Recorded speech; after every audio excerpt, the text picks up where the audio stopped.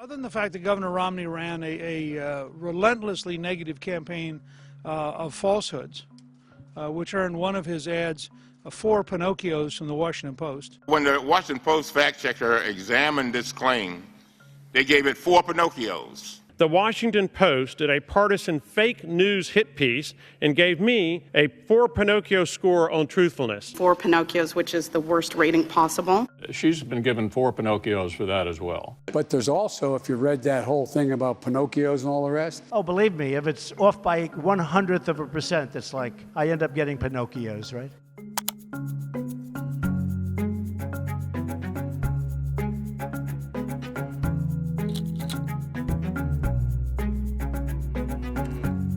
The fact checker started during the 2008 campaign, and it was started by a former colleague of mine, Michael Dobbs, and he had the idea of running fact checks on what candidates were saying during the campaign, accompanied by Pinocchios. He rates its egregiousness with a withering 1 to 4 Pinocchios. That's right, he eviscerates politicians using a wooden doll with a nose.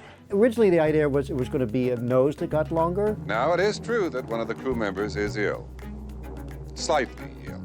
But we're a family newspaper, so it was decided that we would actually go with Pinocchio heads.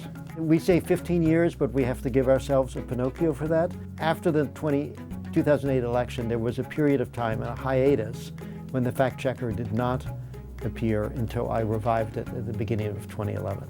But we still like to date it 15 years.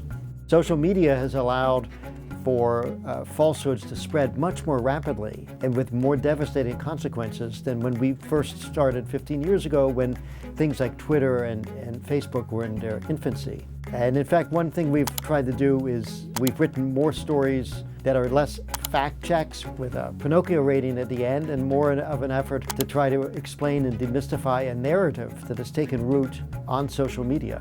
It's now, after 15 years, the Pinocchios have become shorthand. It's become part of the Washington lexicon. Then, of course, there was President Obama's promise when the law was passed that, quote, if you like your health care plan, you can keep it, unquote, and that, quote, if you like your doctor, you will be able to keep your doctor, unquote. This, to put it bluntly, is simply untrue. And that's why the Washington Post gave him 4 Pinocchios. Joe Biden keeps trying to pass the buck. He's been finger-pointing at Republicans, and in doing so, he earned 3 Pinocchios from the Washington Post. The fact checker gave the president 4 Pinocchios, a rating the column reserves for, quote, whoppers. Well, the end of the article does go through that and also says it's 3 Pinocchios in spite of that conversation. Well, the President of the United States has 5 Pinocchios on a daily basis, so let's not go there. You'll sometimes see politicians or advocacy groups try to award their own Pinocchios, and we've called them out for that. Only the Washington Post can award Pinocchios, except no imitations. You really have to try hard to get 4 Pinocchios. You don't simply get it from making a misstatement.